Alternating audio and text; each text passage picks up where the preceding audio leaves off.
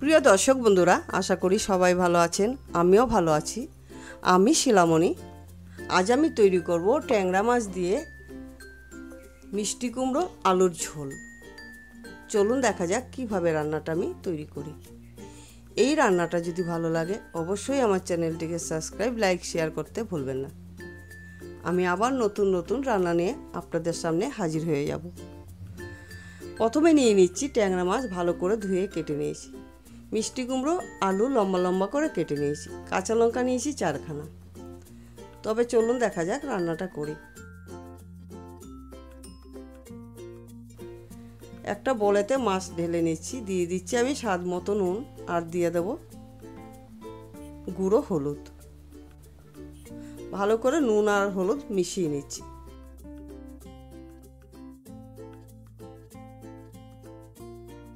ওই পাশে গ্যাস জ্বালিয়ে কড়াই বসিয়ে নেব। কড়াই গরম হচ্ছে, কড়াইতে দিয়ে দিচ্ছি আমি সরষের তেল। রান্নাটা কিন্তু আমি সরষের তেলেই করব। সরষের তেল কিন্তু ভালো করে গরম করে নিতে হবে, আর নইলে কিন্তু মাছ ভেঙে যাওয়ার সম্ভাবনা থাকে, আবার কড়াইতে লেগে যাওয়ার সম্ভাবনা থাকে। এরপর 4খানা মাছ আমি দিয়ে দিচ্ছি, দিয়ে আমি ঢেকে রেখে দিচ্ছি। মাঝখানে আমি মাছ উল্টিয়ে দিয়েছিলাম। মাছ ঢেকে অবশ্যই রান্না করবেন, না হলে কিন্তু মাছ খুব ফাটে। এরপর একটা পাত্রে মাছগুলো তুলে নিচ্ছি।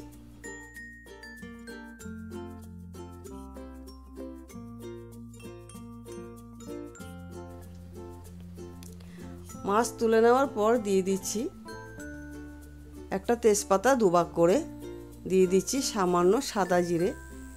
সাদা জিরে একটু লাল লাল হয়ে আসবে, এরপর এর মধ্যে ছেড়ে দিতে হবে কেটে রাখা আলু। আলু ভালো করে একটু নাড়াচাড়া দিয়ে নিতে হবে নুন দিয়ে। দিয়ে দিচ্ছি আমি সামান্য নুন। নুন দিয়ে একটু নাড়াচাড়া দিয়ে 1 মিনিটের জন্য ঢাকা দিয়ে রেখে দেব। এতে কিন্তু খুব সুন্দর আলু ভিতরটা সিদ্ধ হবে। এরপর নাড়াচাড়া দিয়ে দিয়ে দিতে হবে এর মধ্যে মিষ্টি কুমড়ো। আলু বেশি ভাজার দরকার নেই, হালকা একটু আলু ভেজে নিলেই হবে। মিষ্টি কুমড়ো দিয়ে দিয়ে দিচ্ছি আমি 4খানা কাঁচা লঙ্কা চেরা। এরপর দিয়ে দিচ্ছি সামান্য নুন। নুন দিয়ে ভালো করে একটু নাড়াচাড়া দিয়ে এরপর দিয়ে দিচ্ছি আমি 2 চা চামচ জিরে বাটা। দেব আমি 1 চা চামচ কাঁচা লঙ্কা বাটা।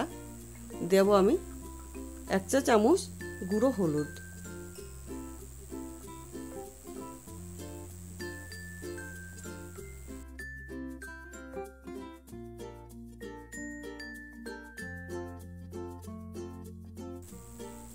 নাড়াচাড়া দিয়ে ভালো করে একটা ঢাকনার সাহায্যে 2 মিনিটের জন্য ঢাকা দিয়ে রেখে দেব।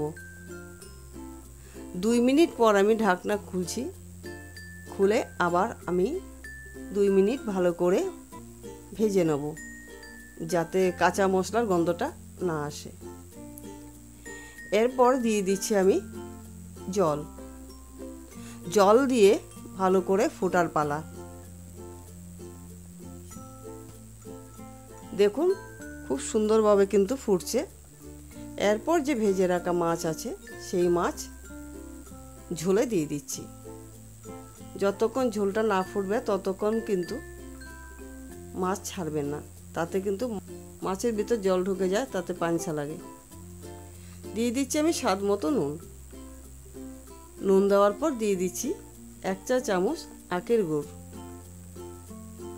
আপনারা যদি আখের গুড়টা পছন্দ না করেন অবশ্যই 1 চা চামচ চিনি দিয়ে দেবেন।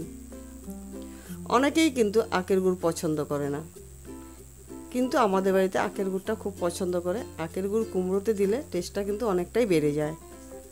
অবশ্যই এইভাবে রান্নাটা করে বাড়ির লোকদের খাওয়াবেন। আশা করি সবাই ভালো বলবে, বাচ্চা কাচ্চা খুব ভালোই খাবে। রান্না আমার একদম তৈরি। এরপর আমি একটা ডিশে পরিবেশন করে দেখিয়ে দিচ্ছি। অল্প মশলার রান্না, আর গরমকালে এই রান্নাটা অবশ্যই করে খাবেন। এতে কিন্তু শরীরের পক্ষে খুবই ভালো। অবশ্যই রান্নাটা করবেন।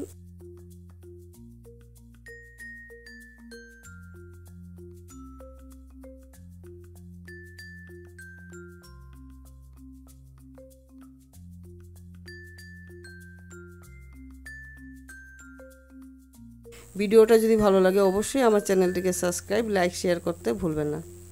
আমি আবার নতুন নতুন রান্না নিয়ে আপনাদের সামনে হাজির হয়ে যাব। ভালো থাকবেন, সুস্থ থাকবেন। ধন্যবাদ।